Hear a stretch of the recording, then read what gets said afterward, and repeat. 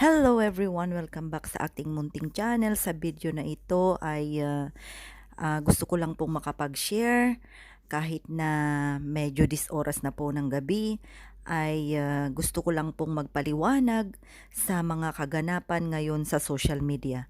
Sana tapusin nyo ang video na ito at paki-like and share at sama-sama nating sundan kung ano man po ang nangyayari sa sinasabi nila na nagmumulan or pinagmulan ng awayan dito sa GC ni Reyna.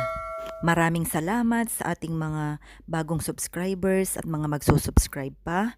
Maraming salamat sa walang sawang suporta, sa lahat ng Solid Reyna, sa lahat ng ating mga individuals at mga solid na mga sponsors. Maraming salamat.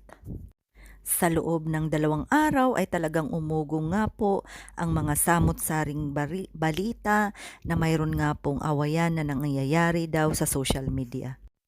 Ano nga po ang mga punot dulo? Sana po ay makapanood po kayo ng ating live bukas at marami po tayong susundan, marami po tayong pag-uusapan kung ano po ang mga pagbabago, ano po ang mga gagawin natin at ano po ang mga karapat dapat nating gawin sa mga away ng Ilongga at Ilocana.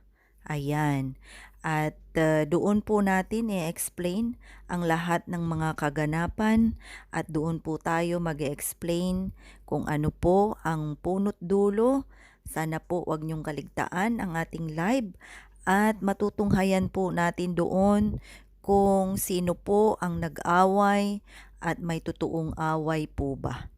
Kaya naman para sa akin ay kalmahan lang natin sa ngayon at mananatili po tayo sana na Solid Reyna, ano man ang mangyari, ano man ang away at sino ang nakikipag-away ay manatili po tayong kalma at manalangin na sana'y mapagtagumpayan natin ang lahat, lalong-lalo na po ang goal natin para kay Reyna.